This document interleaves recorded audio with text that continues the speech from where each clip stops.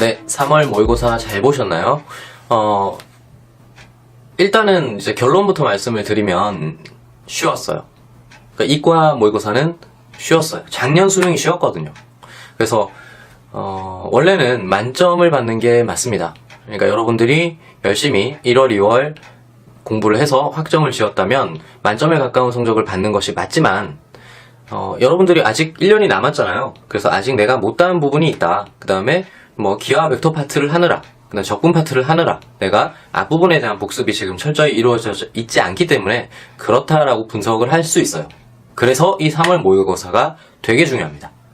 그러니까 3월 모의고사는 본인의 약점을 재빨리 캐치할 수 있는 가장 중요한 모의고사라고 보시면 돼요. 최초의 모의고사였고 그 다음에 여러분들이 연습을 했을 거 아니에요. 문제 푸는 연습, 뭐 모의고사에 대한 적응, 수능에 대한 대비 이런 것들에 대한 연습을 머릿속으로 많이 그렸을 건데 현실과 이상은 다르거든요. 나의 이상 속에서는 이렇게 흘러갔어야 되는데 OMR 마킹하려고 하니까 선생님 출제 내라고 30번 아직 보지도 않았는데 내라고 한다. 이런 경우들이 많거든요. 그러니까 여러분들이 분석을 하셔야 되는 거예요. 반드시 하셔야 돼요. 그리고 내가 만점을 받았다 하더라도 어떤 경로에 의해서 이것이 어떤 평가를 받고 있는지를 아셔야 돼요. 그래야 내가 앞으로 해야 될 것이 보여요. 문제 분석 볼게요. 일단은 최상위 변별 먼저 할게요. 최상위 변별은 실제로는 30번밖에 없습니다. 실제로 30번밖에 없고 구제 하나 껴넣자면 20번이에요. 그래서 최상위 변별은 30번, 20번 이렇게 하겠습니다. 30번은 그래프 플러스 절대값 함수의 미분 가능 조건, 그 다음에 플러스 다항 함수의 그래프 이렇게 됩니다. 내용 자체가 쉬워요. 쉬운 내용이에요. 그러니까 만약에 보통은 30번의 결합은 세 가지로 구성이 돼요. 보통. 그래서 초월함수, 다항함수, 그 다음에 어려운 거 하나. 그러니까 미분 가능이든 그 다음에 절대값 그래프든 혹은 연속이든 이런 것들 변곡점이든 이런 것들이 다 들어와요. 그래서 세 가지 정도로 생각을 할 수가 있어요. 내용이. 그런데 그래프, 그 다음에 절대값 함수의 미분 가능, 그 다음에 다항 함수. 이거는 내용 자체 쉬운 거죠. 다만 그 절대값 함수의 미분 가능이라는 내용이 좀 어려워요. 그 내용 하나만 가지고 이 문제들을 섞으면서 복잡해진 거예요. 그러니까 연습용 문제로 좋죠. 30번 앞으로 내가 30번을 맞출 거야. 난 만점을 받을 거야. 혹은 21번과 연계성이 있으니까 연습을 할 거야. 라는 사람 입장에서 이 30번은 연습용으로 참 좋은 문제입니다. 틀릴 수도 있어요. 복잡하니까. 그런데 이과고, 여러분들은 이과고 30번이에요. 그러니까 이 문제는 더 어려웠어야 되는 거죠. 여러분들이 배울만 하네. 내가 그러니까 틀릴만 하네. 라는 그 내용이 있었어야 된다는 거죠. 그래서 틀린 사람들도 분개하고 내가 이런 걸 하나도 몰랐단 말이야. 분개하고 연습하고 자극이 되는 그런 문제가 되어야 됩니다. 그 다음에 20번은 그 복잡한 식계산이 들어가는 건데 이 중간에 x는 0을 대입하는 부분이 있어요. 근데 그 x는 0을 대입하는 곳에서 원인이 없어요. 그러니까 내가 어떤 원리에 의해서 내가 어떤 과정에 의해서 이것을 하지 라는 것이 있단 말이에요. 근데 왜 대입하지? 이런 게 없는 거죠. 그러니까 굉장히 초감각적인 센스가 필요한 거죠. 그래서 넣었습니다. 실제로는 내용 자체가 어려운 건 아니에요. 그래서 20번, 30번이 최상위 변별이라고 생각하시면 되고요. 원래는 1등급 컷이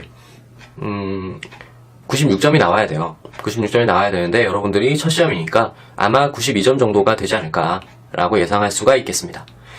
그 다음에 상위권인데요. 상위권은 변별력이 없습니다. 실제로 상위권 정도에 해당되는 학생들이 뭘 틀려도 이상하지 않아요. 지금 이 부분에서 몇 번인가 볼게요. 18번, 19번, 21번, 29번입니다. 이쪽 파트는 반성을 하셔야 돼요. 상위권 여러분들은 반성하셔야 돼요. 실제로 상위권이 변별력이 없다라고 하는 것은 여러분들이 조금만 공부했어도 92점을 맞는다는 얘기예요. 반대로 조금만 공부를 소홀히 했어도 이 문제들은 다 틀릴 수 있다라고 볼 수 있습니다. 그래서 이 부분을 디테일하게 한번 볼게요. 어떤 내용인가. 18번은 빈칸 추론인데 H 중복조합이 나왔어요. 조건을 주는데 보통 수능은 조금 친절해요. 그러니까 무슨 얘기냐면 네모를 가기 전까지 앞에 내용들이 좀 있어요. 그러니까 한글도 좀 있고 그래서 첫 번째 네모를 추론하는 과정에서 힌트가 좀 있기 때문에 그것의 확장 버전으로 니은 디귿을 찾는 거죠. 1번에 대한 건 쉽게 찾고 2번, 3번이 어려운 건데 지금 1번에 대한 힌트가 좀 적기 때문에 이 문제가 어렵다라는 판단을 하실 수 있습니다. 하지만 최악의 경우 나열을 해서라도 이 문제는 맞출 수 있었기 때문에 실제로 어려운 내용에 해당되지는 않습니다. 19번 도형 플러스 삼각함수의 극한. 약간 어렵긴 한데 여러분 이거는 9월까지 무조건 나올 거예요. 그러니까 6월, 9월 다 나올 거예요. 계속. 그런데 여러분들은 여기에 대한 대비가 없었다는 것에 해당됩니다. 그러니까 19번 틀린 것은 굉장히 심각한 문제가 있는 거죠. 앞으로 얘는 틀리시면 안 돼요. 그 다음에 21번 정적분 활용 문제예요. 그러니까 내신의 단골 문제고요. 약간의 복잡한 식정리가 있다 뿐이에요. 얘는 내고 싶습니다. 여러분 이거 틀린 거는 적분 파트를 아직 열심히 공부 안 한 거예요. 그러니까 적분 파트는 쓸데없는 거 공부하지 마시고 기본 문제 위주로 공부를 해 주셔야 돼요. 적분은 절대 어렵게 안 나옵니다. 그래서 기본 문제 위주로만 풀었어도 얘네들은 처리할 수 있었다. 안타깝다. 내가 잘못 공부했구나 정도를 느껴주시면 될 것 같습니다.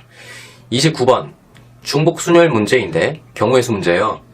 정확한 경우의 수 개념을 가지고 있느냐, 내가 순차적으로 나눠서 문제를 풀 수 있느냐, 혹은 전체를 통으로 새로 볼 수 있는 그 눈을 가지고 있느냐라고 묻는 건데 좀 어려울 수 있어요. 아직은 그 수에 대한, 경우의 수에 대한 논리, 확률에 대한 논리 이런 것들이 쉽게 서지 않기 때문에 틀릴 수 있는 문제다라고 분석해 주시면 되고요.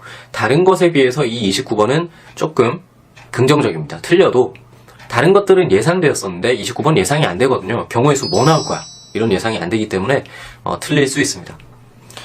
어쨌든 이 상위권은 전체적으로 보셨을 때 변별력이 없다라고 하는 게 느껴지시죠? 원래 나올 수 있었던, 예상할 수 있었던 문제예요. 노력을 많이 하셔야 돼요. 그래서 이 상위권까지 보게 되면 2등급 컷은 좋게 봐주면 80점. 원래라면 이게 3학년 마지막 수능 시험이었다면 2등급 컷은 88점 내지 90점, 92점 정도 됐을 겁니다. 그래서 여러분들이 많이 노력을 하셔야 된다는 게 명확하게 나온 시험지고요. 수능이 작년만큼 쉽지 않을 겁니다. 무조건 작년보다 어려울 거니까 지금보다 훨씬 열심히 공부하셔야 돼요. 이과니까요. 여러분들이 이 시험지, 쉬운 시험지를 가지고 쉽게 공부를 한 다음에 대학을 갔을 때 여러분들이 무엇을 할 수 있겠어요? 이과잖아요. 그러니까 수학은 정말 열심히 공부해 두시는 게 대학에 가면 훨씬 더 어려운 걸 배우고 여러분들은 우리나라의 미래를 짊어질 거예요. 그러니까 연구로서 미래를 짊어질 사람들이니까 연구를 하는 방법에 대해서 미리 공부하고 가는 것이 나쁜 것이 아니에요. 반드시 수학은 더 열심히 공부하시길 바랍니다.